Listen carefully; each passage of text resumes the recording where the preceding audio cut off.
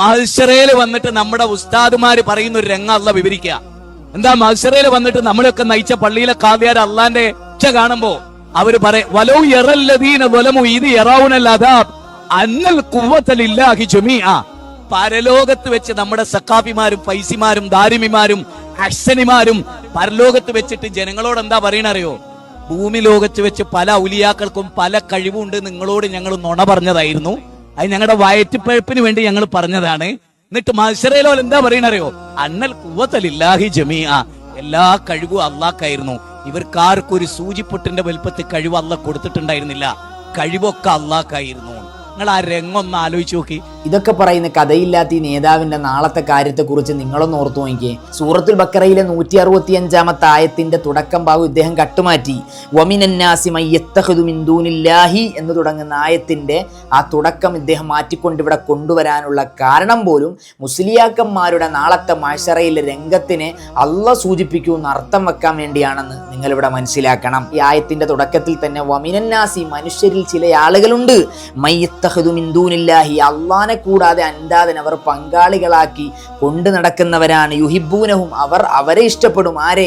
ആ കല്ലിനെ, ബിംബങ്ങളെയൊക്കെ അവർ ഇഷ്ടപ്പെടും. കഹുബില്ല, അള്ളാഹുവിനെ ഇഷ്ടം വെക്കുന്നത് പോലെ അവർ അതിനെയും ഇഷ്ടം വെക്കും. അപ്പോ അവരെ സംബന്ധിച്ചിടത്തോളം, ആരെ? മക്കാ മുശ്രിക്കുകളെ സംബന്ധിച്ചിടത്തോളം അവർക്ക് കല്ലും ബിംബവും അള്ളാഹും സമമാണെന്ന് ഈ ആയത്തിലൂടെ തെളിയുകയാണ്. അതുപോലെ അതിന്റെ ബാക്കി ഭാഗം വല്ലദീന അശദ്ദു ഹുബ്ബല്ലില്ല, എന്നാൽ വിശ്വാസികളായ ആളുകളുണ്ട്. അശദ്ദു ഹുബ്ബല്ലില്ല, അവർ അങ്ങേയറ്റം സ്നേഹിക്കുന്ന അള്ളാഹുവിനെയാണ്. വലൗ യറല്ലദീന ലലമു ഇദ് യറൗനൽ അദാബ് എന്ന് തുടങ്ങുന്ന ഭാഗം ഇനിയാണ് വരുന്നത്. അതായത് ഈ അള്ളാഹുവിനെ അങ്ങേയറ്റം സ്നേഹിക്കുന്നുണ്ടെങ്കിൽ പോലും അതിനോടൊപ്പം ചേർത്തി വെച്ച് തന്നെ കല്ലിനെയും ബിംബങ്ങളെയും ചേർത്തി വെച്ച് ആരാധിച്ച് ഇഷ്ടം വെച്ച് ദൈവത്വം സമർപ്പിക്കുന്ന മുശ്രിക്കുകളായ ആളുകളെ സംബന്ധിച്ചിടത്തോളം അവർക്ക് അള്ളാഹുവും ഇതും തുല്യമായതുകൊണ്ട് ഈ അക്രമങ്ങളൊക്കെ കാണിച്ചു കൂട്ടുന്ന ഈ മക്കാ മുശ്രിക്കുകൾ നാളെ അറിയും യറൗനൽ അദാബ അന്നൽ ഖുവത ലില്ലാഹി ജമിയ, ശക്തി മുഴുവൻ അള്ളാഹുവിന്റെ വക്കലിലാണുള്ളത്.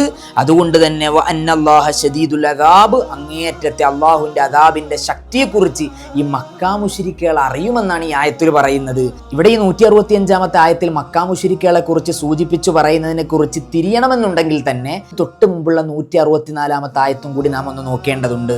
ആ ആയത്തും കൂടി ഞാൻ ഇവിടെ കാണിക്കുന്നുണ്ട്, നിങ്ങൾക്ക് ഇവിടെ കാണാൻ കഴിയും. ആകാശഭൂമികളുടെ സൃഷ്ടിപ്പിനെ കുറിച്ച്, രാപ്പകലുകളുടെ മാറ്റത്തിനെ കുറിച്ച്, സമുദ്രത്തിലൂടെ സഞ്ചരിക്കുന്ന കപ്പലുകളെ കുറിച്ച്, ആകാശത്ത് നിന്ന് പെയ്യുന്ന മഴയെക്കുറിച്ച്, കാറ്റുകളുടെ ചലനവും മേഘങ്ങളും എല്ലാം ഈ മക്കാ മുശ്രിക്കുകൾ കണ്ണു തുറന്ന് കാണുകയാണ്.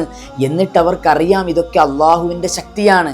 എങ്കിലും അവർ ആരാധിക്കുന്ന കല്ലും ബിംബങ്ങളും ഒക്കെ അള്ളാഹുവിനെ പോലെ തന്നെയെന്ന് കഹുബില്ല എന്നാണ് 165 ആയത്തിൽ പറഞ്ഞത്. അത് ഇദ്ദേഹം ഇവിടെ കാണിച്ചില്ല.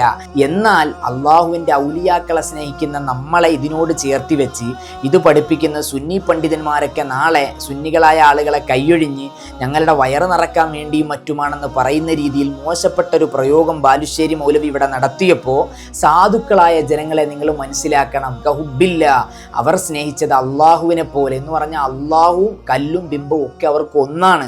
എന്നാൽ നമ്മൾ അങ്ങനെയല്ല.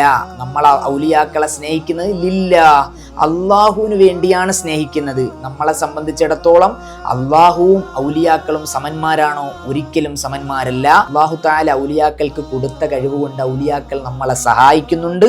അതുകൊണ്ട് തന്നെ ഈ ഔലിയാക്കളെ ഇടയാളന്മാരാക്കി വസീലയാക്കിക്കൊണ്ട് അള്ളാഹുവിനോട് തേടി നാം ദുആ ചെയ്യുന്നുണ്ട് എന്നുള്ളതാണ് ഇവിടെയുള്ള വസ്തുത. ഇവിടെ ഇതൊക്കെ പറയുമ്പോഴും അള്ളാഹുവിന്റെ ഔലിയാക്കളൊക്കെയും വെറും കല്ലും ബിംബവും മാത്രമാക്കി പോലും ഉപമിക്കുന്ന രീതി പോലും ഇത്തരം വഹാബികളുടെ നാവിൽ നിന്ന് വന്നു പോകുന്നുണ്ട്.